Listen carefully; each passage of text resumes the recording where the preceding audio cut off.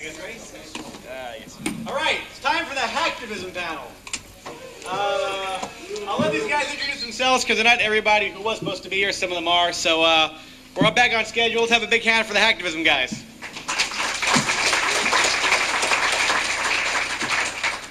I think there's actually one of us here who was scheduled to be here.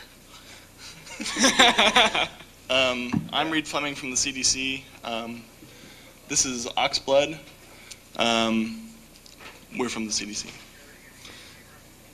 Veggie was supposed to be here. He's on a plane. That's why we're here. I think added together, we match him in total pounds. Close. Not well, approaching. Hello. Also, I think Bronkbuster was supposed to be here. I'm not quite sure why he's not, but Right. God damn it, we're going to carry on.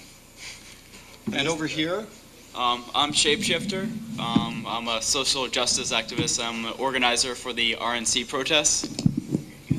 Thanks. So That's it. I'm afraid if this sounds really disorganized, I think we're really going to shine on the Q&A though.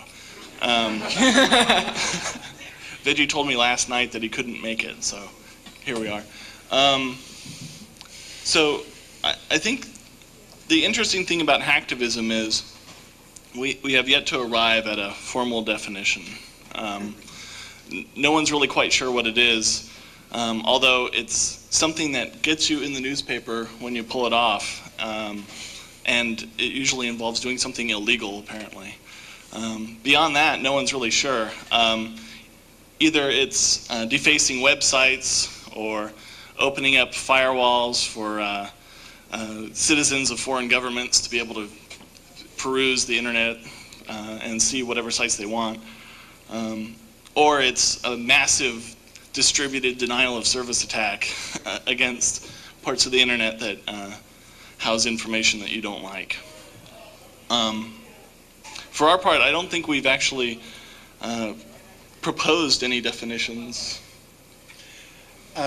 like Reed was saying before, there are, depending on what side of the social justice or hacking community divide you sit on, different people even spell it different ways. If you go to Alta Vista or Google or something, you spell hacktivism with activism with an H in front of it, you'll get a ton of stuff. If you get the CDC proposed spelling, which is hacking with tivism on the bend of it, you get one entry. So I'm not really sure what that means, but it's interesting that different people take it different ways. I think there's been a certain amount of activity in the last 6 months, I believe, with the electro hippies in the UK and a few other groups who are essentially social activists, and they add technology onto traditional forms of organization and social protest. Then you've got a number of people in the hacking community who are interested in this area, who need very few people to help them participate in anything. One person could probably do something and call it hacktivism. So it would suggest that on one hand it requires large numbers, and on the other hand possibly very few, or many, depending on who you want to involve. But it's just very interesting that it means a number of things to different groups.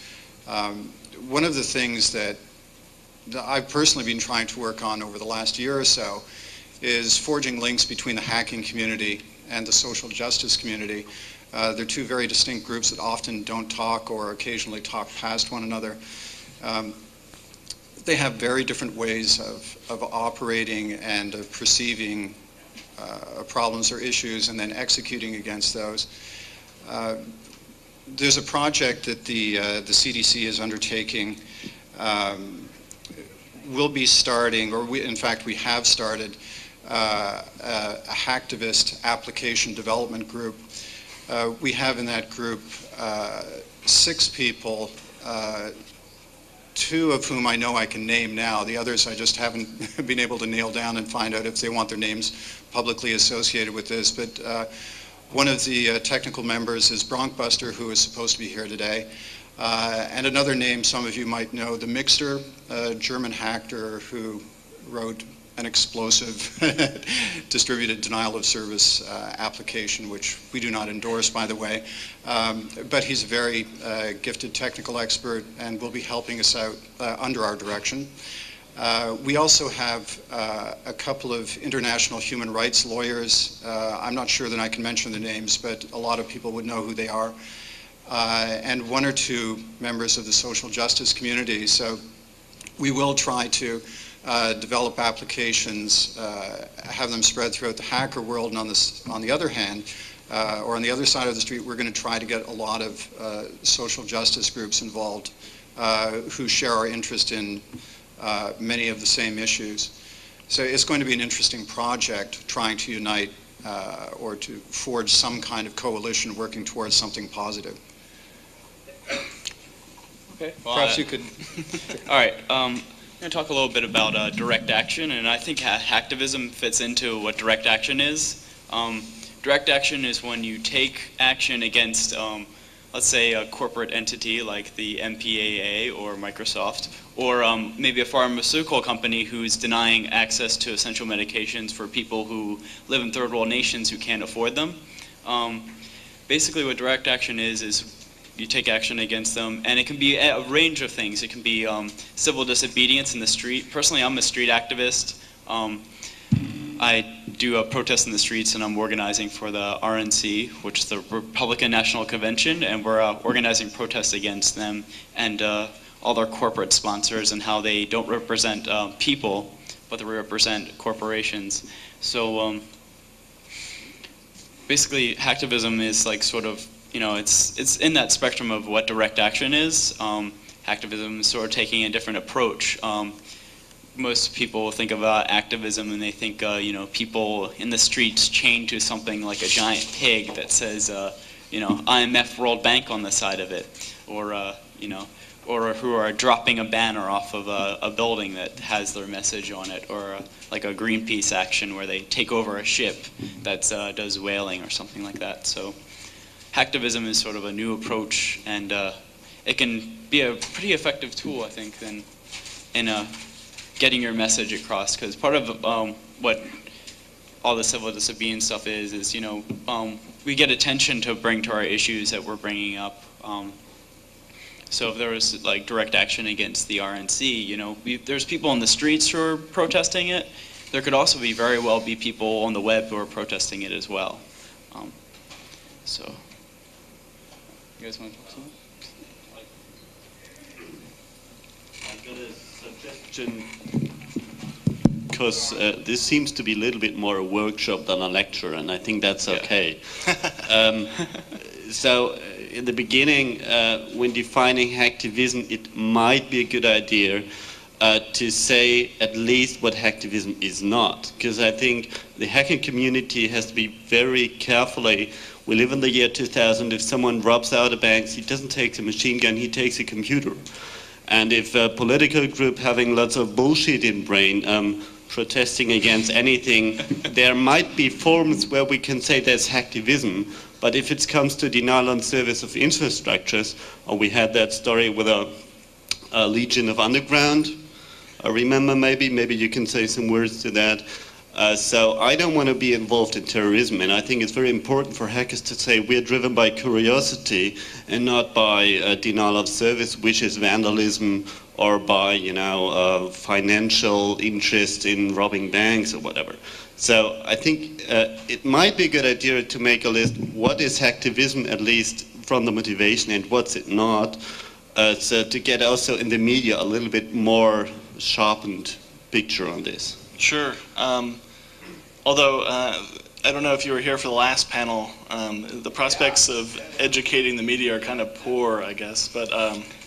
Yes, I was, and that's the reason why I'm standing up, because I think it's a sad picture if there's a hacker conference and then we talk about what is hacking, and someone says, oh, it might be this, it might be this. So, I mean, read the hacker ethics, it's written down. Hackers want information to be free, so it has to do with learning by doing, it has to do with by curiosity, and it has not to do, maybe not even to do with computers, for me, okay. I mean, computers is just a tool, and tools might change, but the motivation should not change. Because otherwise it might be like getting a hammer in your hand and then the whole world looks like nails, and that's a dangerous situation. Right. Those are good comments and questions. I'm a little afraid to step forward and say what is hacktivism and what it is not, because I think intelligent people can have serious disagreements over this. Myself, and I think for the rest of the CDC, we agree that we should not be denying access to the internet or to particular websites just because you disagree with the content on it, whether that's a corporate site or political site that you happen to disagree with greatly. I think we believe that more speech is better speech, that if you're serious about the marketplace of ideas that the internet is supposed to be, that you're not going to go try to damage infrastructure on a country level, on a website level, on a whatever backbone level. I think one of the issues that will be evolving over time, and we'll have to figure out how to deal with it, is part of the whole activist perspective is the issue of civil disobedience. It's something we saw through the civil rights movement. It's probably the easiest example in the United States, where certain groups broke the law of the land because, in their view, it was immoral. So there's always been sort of this idea of occasionally breaking the law to further social justice. Now, in certain instances, it's extremely clear. Apartheid, issues of civil rights issues in the United States, and other things. And over time, these things have been addressed. But a lot of people were arrested, and they sought to be arrested. And this is one of the things that I'm almost worried about with hacktivism, that people make excuses to do something rather extreme. And who's going to decide, well, is this a good idea or is it not? Is this moral or not? I mean, at the end of the day, the public is going to decide whether they agree with something or not. But this is going to be something that's definitely going to be coming up. And I don't know, like if you're like me, occasionally you read Wired News and you find out that somebody has defaced a certain website and they're saying that it's hacktivism. I'm often very confused. I can't tell often the difference between somebody defacing a web page and somebody saying they're doing it for political reasons. So I think it's become somewhat convenient to saying, one is doing this for hacktivist reasons, and there are quite a few gray areas, as there are all throughout hacking in general. I don't know. One small comment, and then your question. Real brief. Twittyfish, I think, actually laid out a pretty good ground rule for whether or not it's hacktivism. That is, did you pick your cause before you picked the site? I think that's a pretty logical thing. That's all I wanted to add. First of all, I want to say, Mr. Biafra, I remember getting wounded at your shows 15, 16 years ago and enjoying it. I'm a little younger than Mr. Jello Biafra. Oh, I'm sorry. I put the hat. Louder. Okay, well, good thing I didn't say that very loud. My question is this. I had an experience, I read a Bruce Sterling book recently called Distraction. And in Distraction, and I believe this was written before the WTO demonstrations, there were some very interesting things that he talked about in terms of people organizing and in very interesting ways and doing things to provoke change using old school technology, new school technology, using identity changing things, using economic systems that were not part of the mainstream economic system. I read that, I got very interested in hacktivism, I suppose, because it was a science fiction book. And I went through a bunch of East Village bookstores and activist bookstores in New York, and I found nothing except a lot of leftist rhetoric that was mostly anti-technological. And my question is, I think it's important for the activist community, and I'm not, whether it's leftist or some other term applies better, I don't care. I think it's important for people that are pro-technology and see the uses, the positive uses of technology, to communicate with theorists who I think are very used to seeing technology as a negative thing. And I'm wondering, is there a way, how can we get together and communicate with, quote-unquote, the other side? I have been in parts of both. I've been an activist, and I'm also kind of pro-technology for certain reasons. And what can be done to unite these two people? I think if leftists or activists can see the uses of technology in a certain light, there will be a lot less rhetoric against it, and there will be a lot more movement in certain directions that may be hacktivist-oriented. But I have no idea how these type of negotiations would take place. Well, I can sort of answer that. I think technology, it's bad in some aspects and it's good in others. It's bad when an oil company has the technology and they're drilling on somebody's native land. I think that's a bad application of technology, or when it's used for things like nuclear weapons. I mean, what the fuck? That doesn't make any sense at all. I mean, you're gonna blow up half the world so you can show out how big how big your guns are, or how big like your technology is, or how tough you are. I think some applications of technology are just completely useless and bad. But then there's other things that, like in demonstrations, and most of the WTO demonstrations and the A16 demonstrations in DC, we had a whole communications network set up where we could tell what was going on across the entire city, like what the police were doing, what the delegates were doing, and we were able to coordinate using that technology. So I think communications technology can be good when it's in the hands of activists and social justice activists. And also there's the issue of the independent media. The independent media was maybe by using like they had a high-speed connection to the internet, and that helped the social justice activists in that we got our story unedited to massive amounts of people. There was we had satellite uplinks, and people in cable access TV stations around the country were able to download that. So I think if we sort of democratize the use of technology, then we can, like, it's totally useful. But as far as Microsoft and you name it, what corporation, I don't think they should have the control of technology. So. Not to disagree, you raise a lot of points that I totally agree with. I'm really setting this up wrong. I think if you're my kind of hacktivist, your particular political opinions don't really enter into it.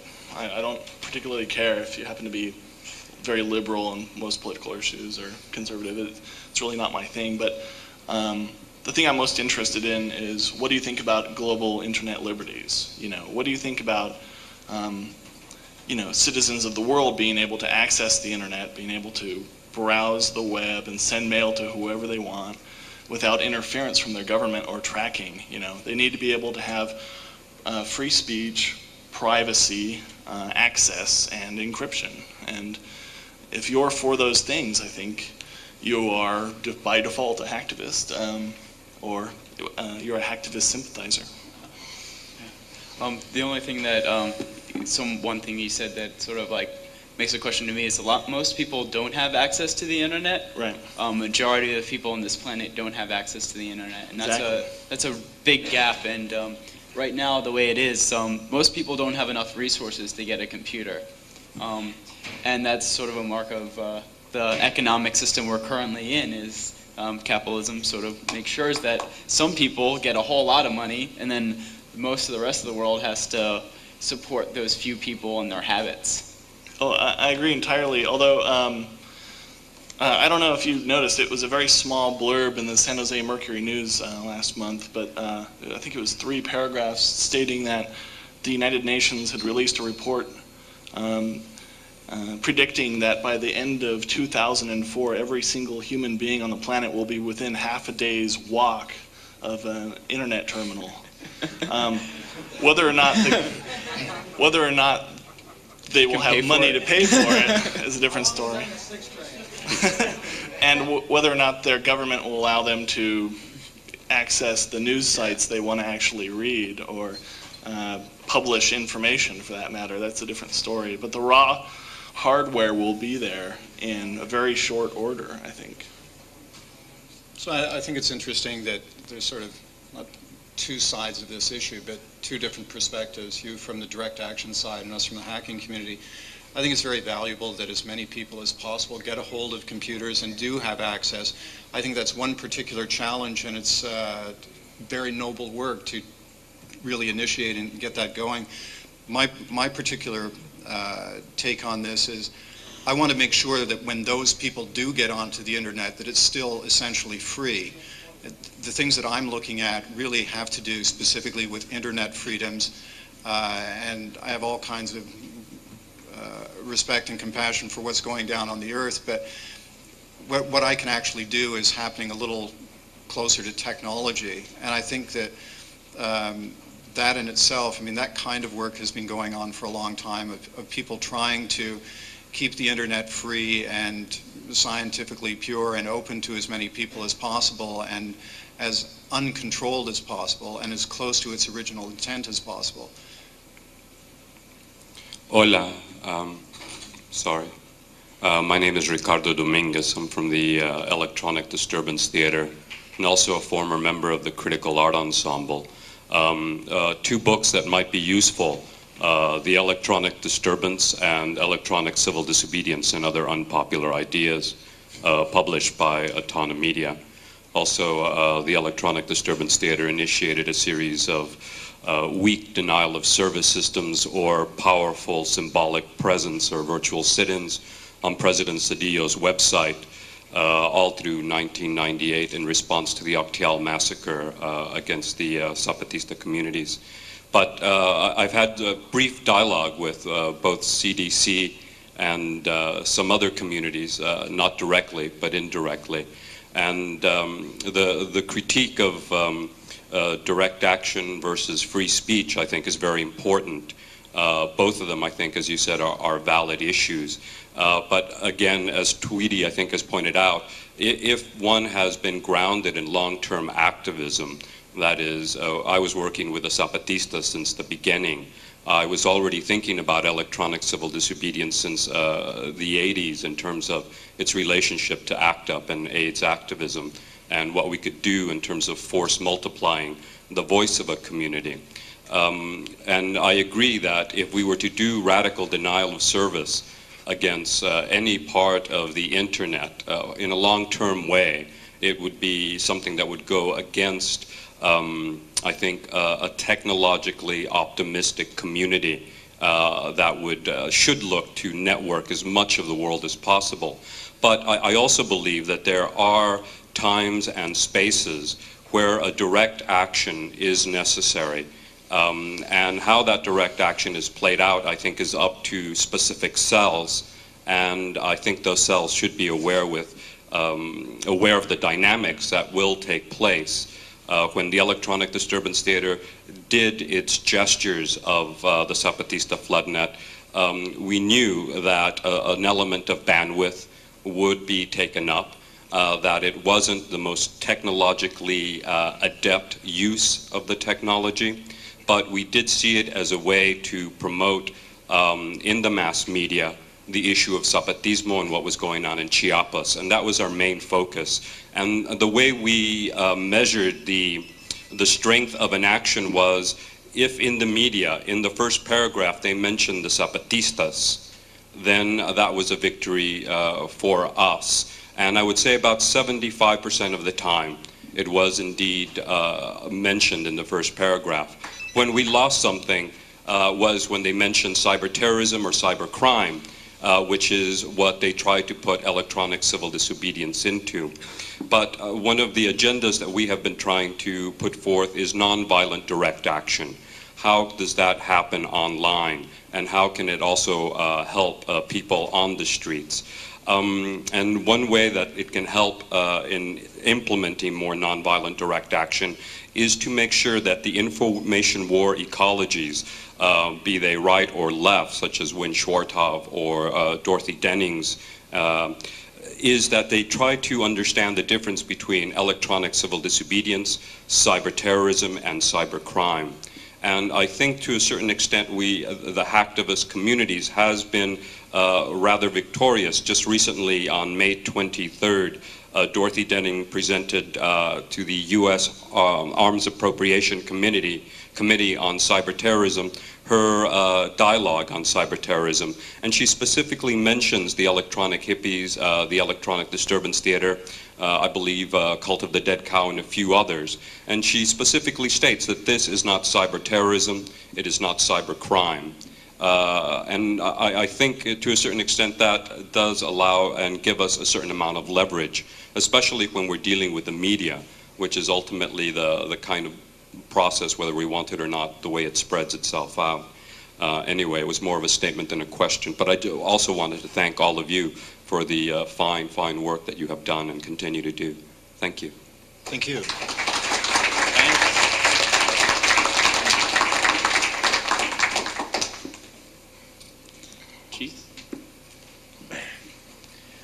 I had a question that I haven't seen addressed specifically yet, that really makes a difference between hacktivism and cyber action as opposed to traditional forms of direct action.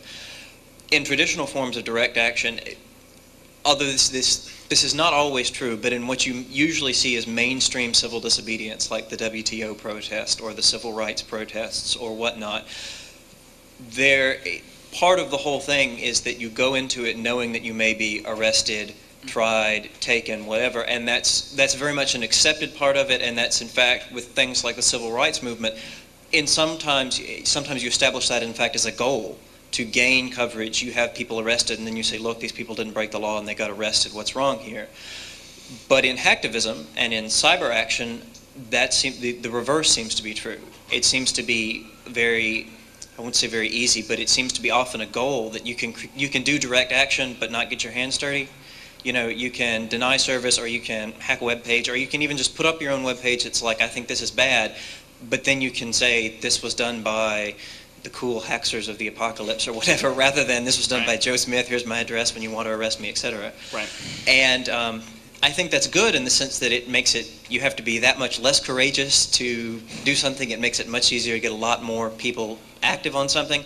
But I think it's bad in the sense that in some ways you only want people that are really willing to get arrested to actually raise their voices, because if you're not willing to pay the price, you may not really understand what's going on. Does that make any sense? And I just was curious what thoughts you all would have about that, the fact that it's now an anonymous form of standing in the streets.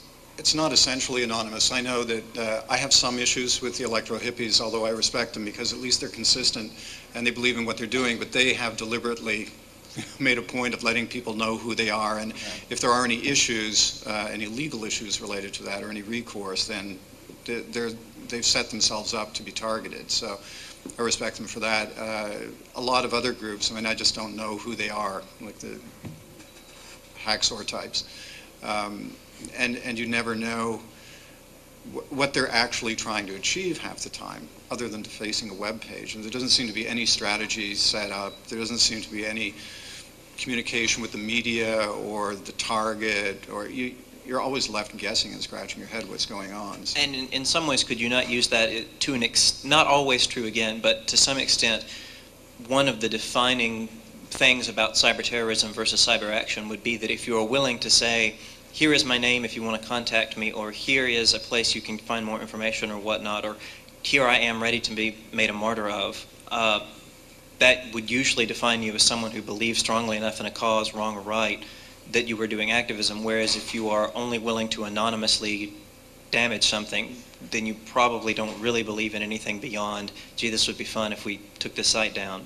Well, I think that would certainly clarify things for people who wouldn't necessarily be already in the know on those kinds of actions.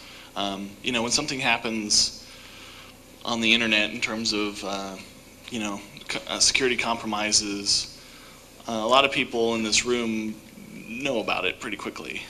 You know, it's a quick rumor mill. But the people at large, the general public, they have no idea what's going on. And as long as it's completely anonymous, and if the case isn't stated very well in the HTML source code, people don't really have any way of knowing why this site went down. Particularly if it's an anonymous distributed denial of service attack, there can be a myriad of conclusions drawn. So yeah, it's important that people at least explain what they're doing, even if they don't necessarily identify themselves. Yeah, I think anonymous action, hacktivism can be good, and I think there's lots of tools in the activist toolbox. Hacktivism and technology can be one of them. Direct action in the streets, civil disobedience is another one.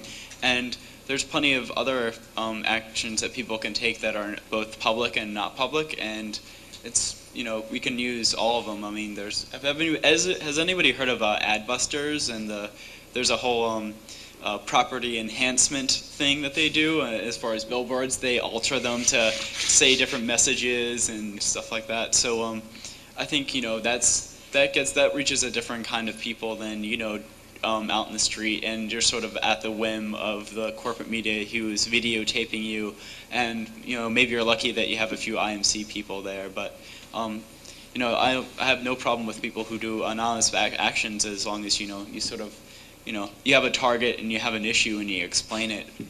As long as you do that, I mean, you can do anonymous actions all you want. I think they're both very valid. On that note, anonymous action in places like China and Russia is very important, because in places like China, even putting up a web page, your freedom of speech is totally repressed. You risk execution just for your words. So anonymous action is very important.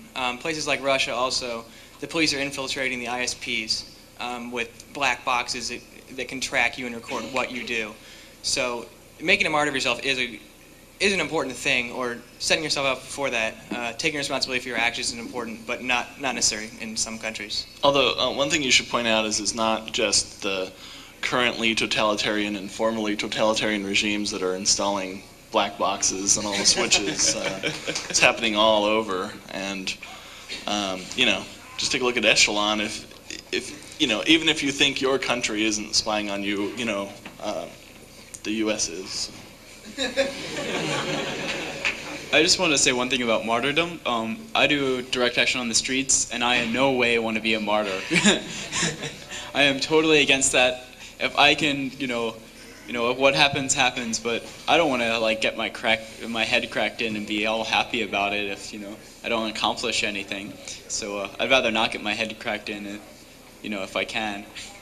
So I try to avoid that whole the head cracking thing. Yeah, head cracking thing in the martyrdom. If I can, change the world without getting my head cracked open, I'll do it. Who's first? I would like to get both of your opinions on this. As far as the internet, you said that within a couple of years they'll be within half a day's walking distance or something. That's what the UN says. And you can't argue that that's a good thing as far as free speech goes and things like that. But I have the overwhelming feeling that the people that are furthering the internet want to further it for the reasons that they want to further TV, to promote consumerism and have you go to Coca-Cola's webpage so that people in countries that don't have the internet now can learn they can order Coca-Cola over the internet or some other product, and not to demean Coca-Cola or anything.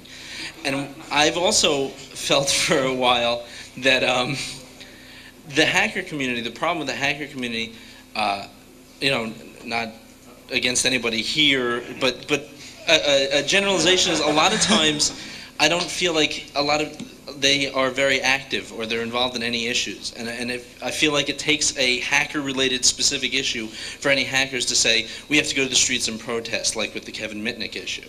And I'd like to know what you think we could do or try to do to, A, keep the internet about free speech and about communicating and not about corporate consumerism, and to get hackers involved in social issues, regardless of right-wing, left-wing, or anything like that, that aren't just related to selfish hacker ideals. I want to address the first point, and then we can all take turns on the second point. There are lots of vested interests that want very high internet penetration. I think, big business has a very good reason for wanting everybody on the face of the planet able to view banner ads or buy stuff off eBay. But that's fine. I don't care about that. As far as I'm concerned, 90% of the traffic on the internet can be purely commercial, as far as I'm concerned. But that last 10% is two-way communication. It's me being able to put up information for people who are interested in it. And it's unlike any other medium that we have, except maybe if you have a printing press or a shortwave radio. it's two-way, and it's fundamentally different from television. So I don't care why they do it. I'm voting for total internet domination.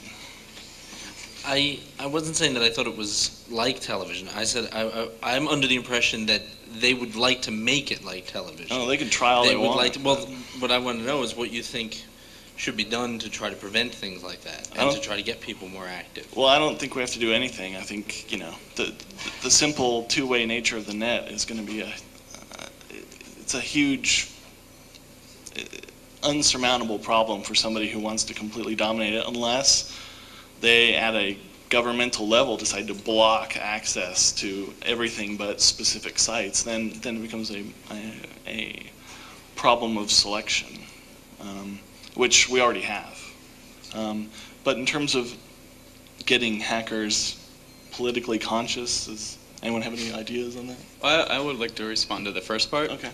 I think that the internet is mostly, look at who owns the phone lines.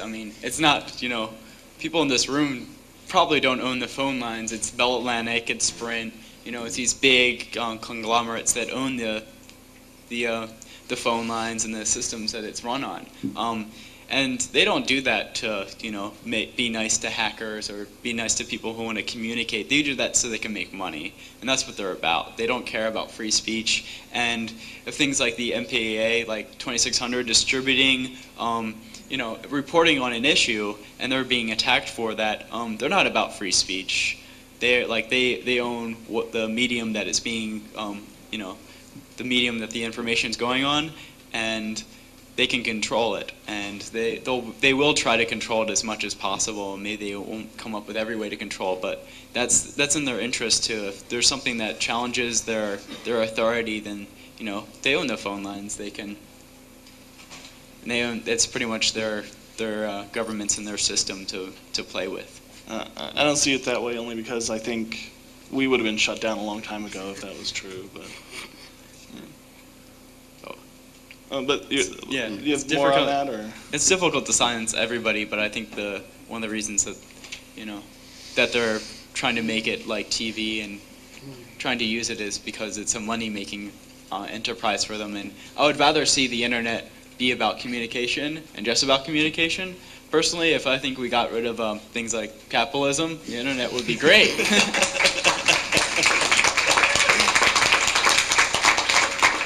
Freedom of the press is limited to those who own one. AJ Liebling.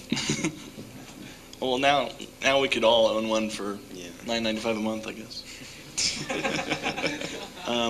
But back to getting hackers into social issues. Does anyone have any ideas? You guys want to come to the RNC protest? It's in about 2 weeks. You're more than welcome to come. In Philadelphia? In Philadelphia. You can visit our website. Yes, we do have a website. It's thepartiesover.org. No punctuation in that. So you can check us out, and we're offering trainings from everything how to lock yourself to a giant pig with a box of donuts inside, or to... that actually happened, anyway. Or to, doing communications work on the street and how to better communicate amongst people who are across the city and try to figure out what they should do, because the police are tear gassing and pepper spraying over here, and then there's all these Republicans and press over here, and they're all trying to get to the fuck center. So that's where they're having their convention. Anyway. One point I thought was kind of important here. Notice we have this thing as Hacktivism, Terrorism, or New Hope or something. A New Hope. And Episode 4. Yeah. Anyway, you can go on Christian.org, view all the hacked web pages for Hacktivism. They look very, very similar to regular hacked pages. They still say, hacked by some elite dude, greets to Bob, Joe, and some other guy. And they all have black backgrounds, and they're usually made in front page. But just the point is that they look very, very similar, and I don't blame the media for them associating them together. They both look very, very similar. Every now and then you'll see one that just has the message that won't be signed, but that's like 1 out of 100. I think that's probably a problem with tactics. If you're really trying to get your point across and you choose to do that by, defacing a web page, you're sort of throwing yourself in with all the people who have defaced web pages before, unless it's very clever. I think that's inevitable. But then again, there's a lot of room on a web page for all kinds of text. So if you really wanted to explain what you were doing, you certainly could do it. I'd like to come back for a second to the difference between anonym action and direct or own action when you name it. Because I said in the beginning that I don't want to be in the same part of a group with people who do terrorism or whatever. And when we have political issues, we have in the internet the ability, and that's that 10% you were talking about, and I hope it's getting more, to have our own organization and to use this network as a structural amplifier for our activism. But this freedom we have will be, is more under control, is more shit happens. In the meaning, if more people deface web pages or make distributed denial of service attack, the more the government has reason to say, hey, we need this echelon system, we need this police everywhere, and so on. And this, what I mean is we risk the freedom we have by having too much tolerance to people just doing bullshit. Because defacing web pages is, I mean, we are here under our own a little bit, and we can face it. 95% is teenagers doing bullshit. I mean, it's web graffiti. Okay, it's nice, but it's not real political issue. It's fun, yes, but excuse me, it's teenagers' fun. So, and it's not real political issue. And also, it's there for about a few minutes, then it's away, and then you have that police investigation, and then we have that Kevin Mitnick shit. And I mean, as a computer freak, I'm sorry, I'm maybe a little bit too convenient, but running around on the street, it's so inconvenient. You have that rain outside, you have the policeman, and if you are in that anonymously group protesting, then you have these, again, provocateurs doing exact the same thing, throwing the first stones and giving the police a reason to hit you. And I don't want to get into exact that situation in the internet, because I have been on the street, and for me, it's too inconvenient. Everyone can make his own experience, and I appreciate you do still things that I'm got too convenient, I'm sorry. But so I'd like to keep that freedom of the net up, and I think we really got to be careful on where we say that's okay, that's hacktivism, and where we say, hey, excuse me, that's bullshit. I think it's a good point. It's a good point, especially in regard to the idea that you don't want to give the government more excuses for more restrictive laws, more funding for probably overzealous investigations and prosecutions for what amounts to, somebody renaming a text file and putting in some other content. But on the other hand, I think that's inevitable, at least in the westernized countries. They're looking for any excuse, whether it's the result of hacktivism or just downright malicious attack, and they have plenty of examples. I think if all the hacktivism died out tomorrow, they would still find enough justification for an increased internet police state. So I think the only real effective organization against that is trying to contribute to things like cryptography, trying to contribute to things like, well, I don't want to endorse FreedomNet, but I think that's a good idea. Gets smaller as faster the movement goes. So the time slot of enabling anonymous crypto for everyone gets smaller if the government has more reasons to forbid that, and it's not the way they're not trying it. Right. So the comment was as time goes on, the government is encroaching more and more on our rights. I think that's what you're saying, and eliminating the possibility that someday we're going to have a very good solution for most of the people. And I think that's true. So, but I think that's true regardless of what happens with all the hacktivism. I think we have to work hard to to help reinforce those people who are trying to do those things. I say, go renew your EFF membership tomorrow.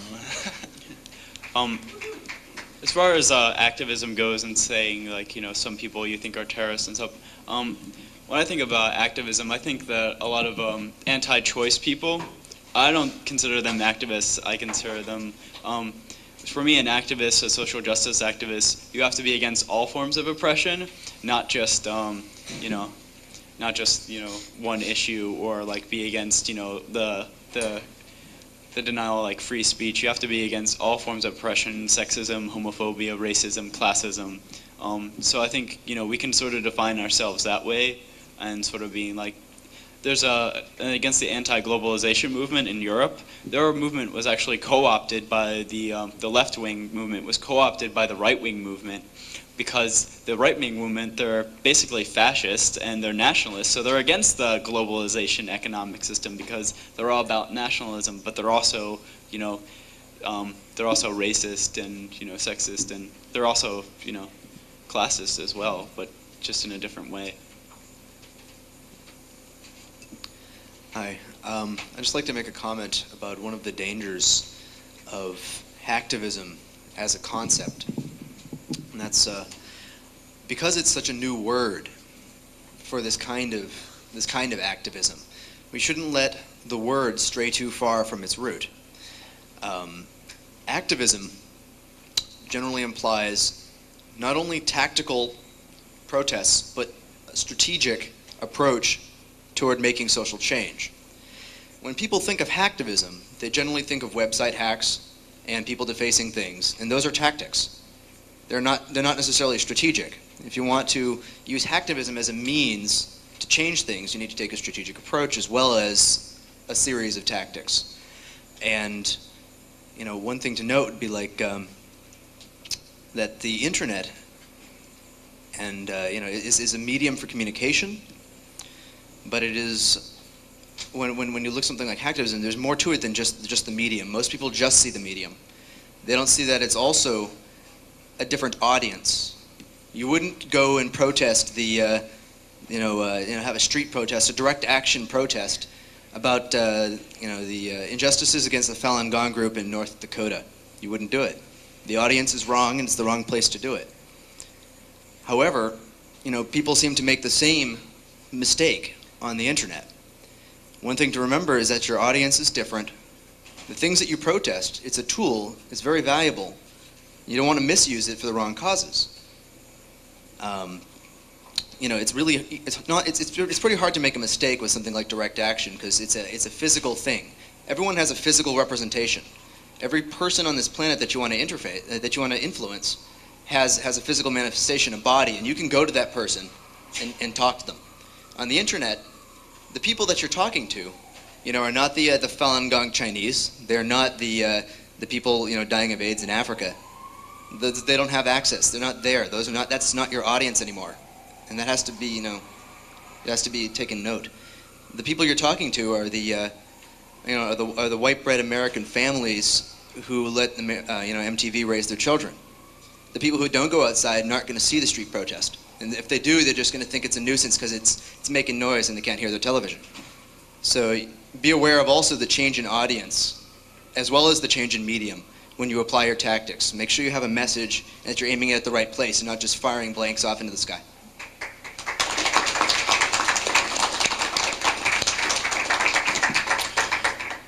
One of the problems that I think arises is just stand back here, you can hear me fine.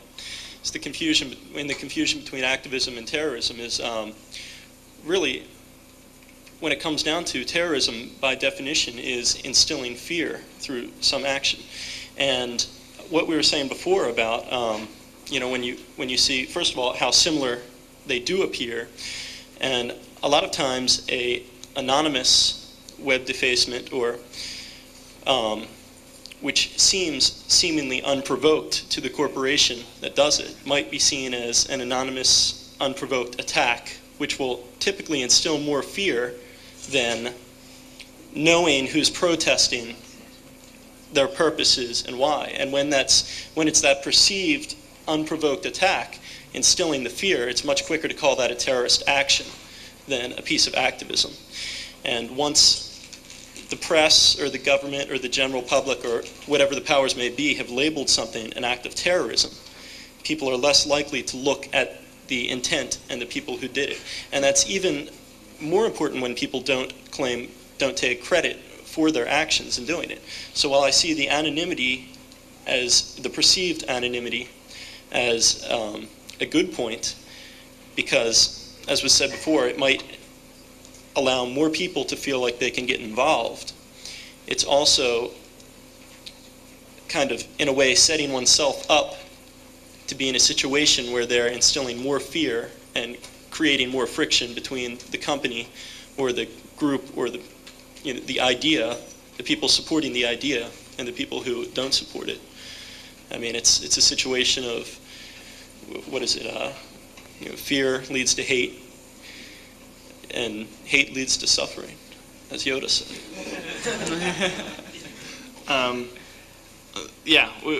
Somebody else asked about this in a different way, and I agree. I think the anonymity is sort of a double-edged sword if there's no explanation for what's happening. If it's just another web page hack, or if it's just another denial of service, or whatever the tactic happens to be, if it comes out of the blue and there's no explanation and there's no clear reason for why it would happen, then the speculation always runs wild. And I think you're going to see people, and we may have seen it already, where a group performs some sort of activity and somebody else decides to take credit for it just to further their cause, or for whatever reason.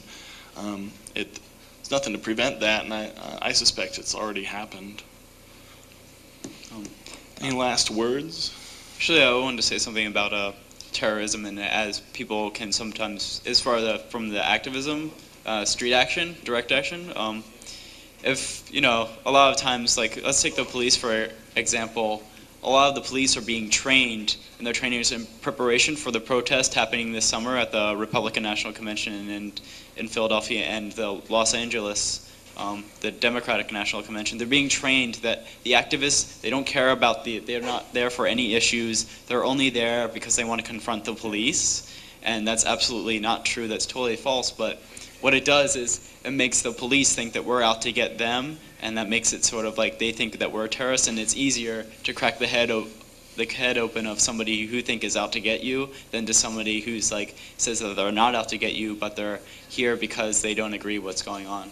So that's just another example of how people can be, the misinformation can be, turn people into what people call terrorists.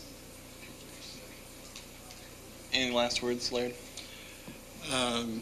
Well, other than I'd just like to thank 2600 and everyone for putting this together. I think we've had a great range of opinion and discussion. It's been great. Thanks a lot. Yeah, me too. All right.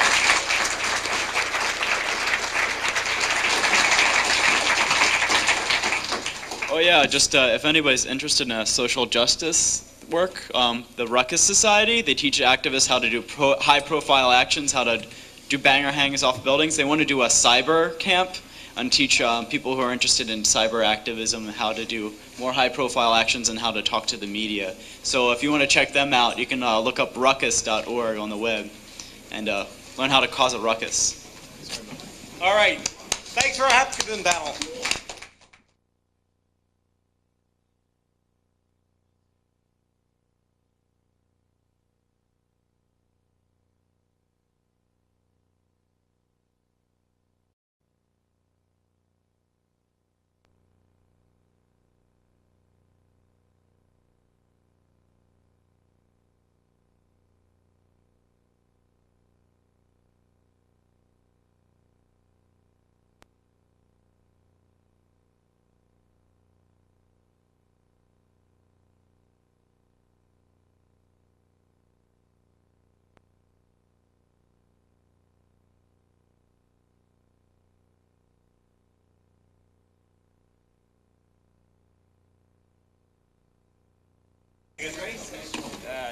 All right, it's time for the Hacktivism panel.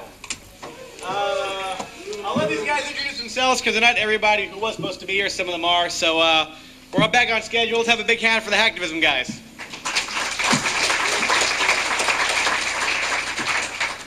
I think there's actually one of us here who is scheduled to be here.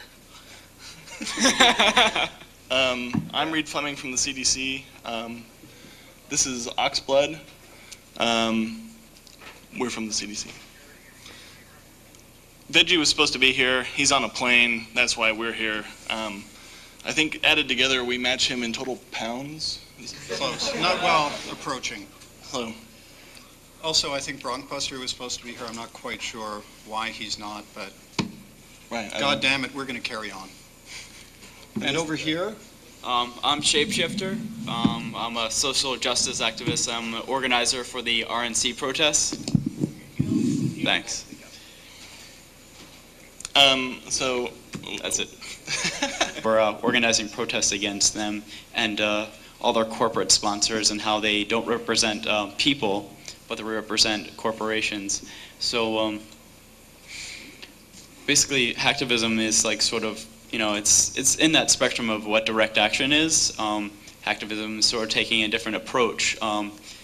Most people think about activism and they think, you know, people in the streets chained to something like a giant pig that says, you know, IMF World Bank on the side of it, or you know, or who are dropping a banner off of a building that has their message on it, or like a Greenpeace action where they take over a ship that does whaling or something like that. So hacktivism is sort of a new approach, and it can be a pretty effective tool, I think, in getting your message across. Because part of what all the civil disobedience stuff is you know, we get attention to bring to our issues that we're bringing up. So if there was like direct action against the RNC, you know, there's people on the streets who are protesting it. There could also be very well be people on the web who are protesting it as well. So, you guys want to talk something? I've got a suggestion, because this seems to be a little bit more a workshop than a lecture, and I think that's okay. So in the beginning, when defining hacktivism, it might be a good idea to say at least what hacktivism is not, because I think the hacking community has to be very carefully. We live in the year 2000. Who was supposed to be here today. And another name some of you might know, the Mixter, a German hacker who wrote an explosive distributed denial of service application, which we do not endorse, by the way. But he's a very gifted technical expert and will be helping us out under our direction. We also have a couple of international human rights lawyers. I'm not sure that I can mention the names, but a lot of people would know who they are. And one or two members of the social justice community. So we will try to develop applications, have them spread throughout the hacker world, and on the other hand, or on the other side of the street, we're going to try to get a lot of social justice groups involved who share our interest in many of the same issues. So it's going to be an interesting project trying to unite or to forge some kind of coalition working towards something positive. Okay. Well, perhaps you could. All right. I'm going to talk a little bit about direct action, and I think hacktivism fits into what direct action is. Direct action is when you take action against, let's say, a corporate entity like the MPAA or Microsoft, or maybe a pharmaceutical company who's denying access to essential medications for people who live in third world nations who can't afford them. Basically what direct action is you take action against them, and it can be a range of things. It can be civil disobedience in the street. Personally, I'm a street activist. I do a protest in the streets, and I'm organizing for the RNC, which is the Republican National Convention. And I'm afraid if this sounds really disorganized, I think we're really going to shine on the Q&A, though. Veggie told me last night that he couldn't make it, so here we are. So I think the interesting thing about hacktivism is we have yet to arrive at a formal definition. No one's really quite sure what it is, although it's something that gets you in the newspaper when you pull it off. and it usually involves doing something illegal, apparently. Beyond that, no one's really sure. Either it's defacing websites or opening up firewalls for citizens of foreign governments to be able to peruse the internet and see whatever sites they want. Or it's a massive distributed denial of service attack against parts of the internet that house information that you don't like. For our part, I don't think we've actually proposed any definitions. Like Reed was saying before, there are, depending on what side of the social justice or hacking community divide you sit on, different people even spell it different ways. If you go to Alta Vista or Google or something, you spell Hacktivism with activism with an H in front of it, you'll get a ton of stuff. If you get the CDC proposed spelling, which is hacking with tivism on the bend of it, you get one entry. So I'm not really sure what that means, but it's interesting that different people take it different ways. I think there's been a certain amount of activity in the last 6 months, I believe, with the electro hippies in the UK and a few other groups who are essentially social activists, and they add technology onto traditional forms of organization and social protest. Then you've got a number of people in the hacking community who are interested in this area, who need very few people to help them participate in anything. One person could probably do something and call it hacktivism. So it would suggest that on one hand it requires large numbers, and on the other hand possibly very few, or many, depending on who you want to involve. But it's just very interesting that it means a number of things to different groups. One of the things that I've personally been trying to work on over the last year or so is forging links between the hacking community and the social justice community. They're two very distinct groups that often don't talk or occasionally talk past one another. They have very different ways of operating and of perceiving problems or issues and then executing against those. There's a project that the CDC is undertaking. We'll be starting, or in fact we have started, a hacktivist application development group. We have in that group 6 people, 2 of whom I know I can name now. The others I just haven't been able to nail down and find out if they want their names publicly associated with this. But one of the technical members is Bronkbuster, who